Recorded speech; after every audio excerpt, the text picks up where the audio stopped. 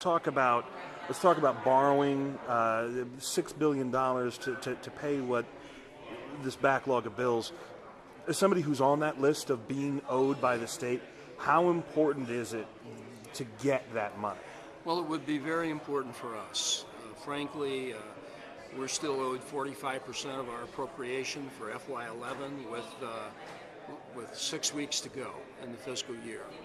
There's no lapse period extended this year, so we have to count on the state getting us 45% of our total appropriation over the next 3 months. That's just not going to happen because the money isn't there. It's not available. If you don't borrow to pay off these old bills, then universities like ours are probably going to face a lapse, even though we've been cut year after year over the last several years. We're probably going to be facing a lapse of funding for FY11, which would be devastating to us. So for that reason, we favor the borrowing plan. What are the real world consequences? What does it mean, to say lapse? Because a lot of this, I think, just blows right over people's heads. But down on the campus and in the community of Carbondale, what's that going to mean? Well, we've already left 200 positions unfilled from people that have retired and moved on. So that's put a stress on the academic community already. This year we had 4 furlough days for all of our faculty and staff, 6 for all the administrators. So everyone's taken pay cuts across the board. If we go into FY12 now and the situation is even worse, and we're at the point where we've got to start laying off our people. And that's a real tragedy for us because we're the only real economic engine for all of Southern Illinois.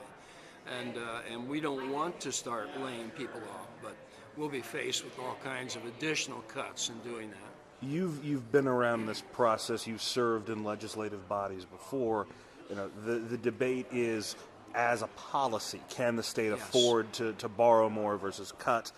As someone who has to live with the consequences of those policies, how does that marry up? And are these? I don't want to say are they being obtuse, but the policy debate inside this chamber affects people in the real world. Well, it really does, and I understand the debate back and forth between if you borrow, you're paying an extra $1 billion of interest or something over the next 7 or 8 years, but how much additional money are we paying in interest if we don't? Because you have all these outstanding bills right now at our university, for instance. We've extended vendor payments from 60 out to 90 days. Everybody that's doing the business with our university probably not going to get paid for 2 to 3 months. That puts pressure on the small businesses. It puts pressure on the companies that try to do business with us in procuring their goods and services. Is that right? And how much money is really lost when we do that? They're having to go out and take out short-term loans, there's just all kinds of ramifications up and down the ladder. So I think if the debate takes place on whether to borrow or not to borrow, you have to figure in all of the extenuating circumstances, not just that additional interest that you're going to pay on the borrowed money. What's your take on the pension reform that's being talked about? State workers, university workers. It seems they'll take a little bit more. They'll take a little bit longer to get to their benefits. They'll pay a good bit more if they want to keep the current benefits or they change it. That's got to affect tons of people down at the university. Well, it does affect a lot of people because, those pension benefits for university employees, of course, are one of the reasons a university like ours can compete with the other major universities for getting excellent faculty. The benefits matter, the pension, the health care, and so on. So we're concerned about it. It's a difficult choice. Obviously, over the long haul, we have to do something about the pension systems in this state. I thought what happened last year in terms of the Tier 1 with people who are just coming into the system was appropriate. This year, when you're talking about people who have already been guaranteed, that defined contribution for their retirement, it's a different story altogether. So I'm a little bit afraid of what's going to happen if this 3-tier system is forced on people, because I really believe a lot of people are going to opt out for the 401ks and things in that 3rd tier. If that happens, who's going to be left to pay for the defined benefits of people who've been in the system 15, 20, 25 years? What's going to happen to the system overall over a period of time? That's my concern. One of the interesting questions that we're trying to answer when we write today is, if the state continues to have to pay so much for pensions, what else are we going to have to stop paying for? The state doesn't have an infinite amount of money. Right, $4 billion right. for the pension payment this year. Right. We owe 90. If you can somehow lessen that debt, maybe Yes. the state could pay for Right.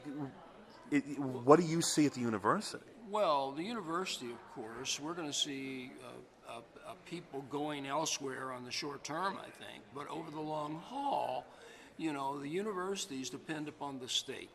Obviously, our contribution this year from the state is right around $220 million.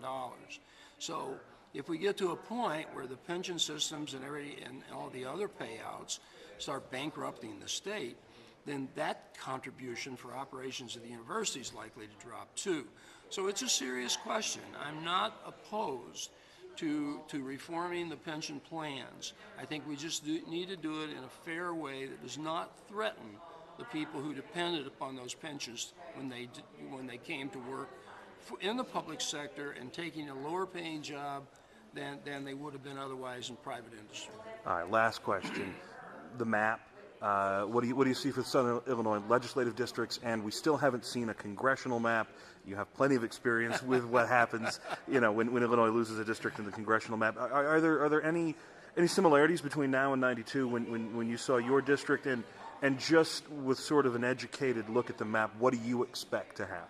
Well, there are some similarities. As you know, in '92, the legislature did not effect a congressional map, so it went to the federal court in Chicago, and they decided the map, and my district got split 3 ways as a result of that.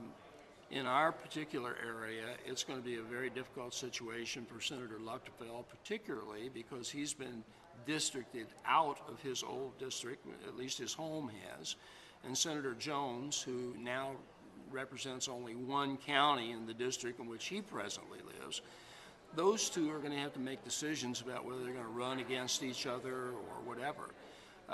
Senator Luchtfeld's been a very strong supporter of the university. We'd hate to see him bow out at this point in time. Senator Jones has been good to us. We're caught in kind of a quandary here. Senator Forby is now coming over and representing a part of the university as well as Representative Phelps. We figure that's good because we'll pick up additional support there.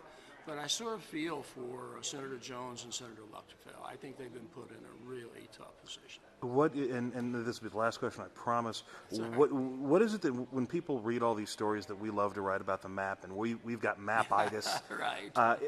But for people at home, what should they take away? Or is it kind of too late that, if they wanted to have any say in the map, they should have done it last fall? Well, let's face it, the map has broad consequences for government in the state. Because if the map helps one party or the other to facilitate the majority rule, then that implies that there's a certain philosophy of government that's going to win out in the end. So, both parties have, when they've been in control, have favored maps that are better for their party. So that's to be expected, I guess. But the maps have real implication. And the process this year, which some people said was going to be, more open and more transparent and so on, is over now. And if people had any chance, it's gone right now to have input into the map, because I think what you have right now is what is going to happen.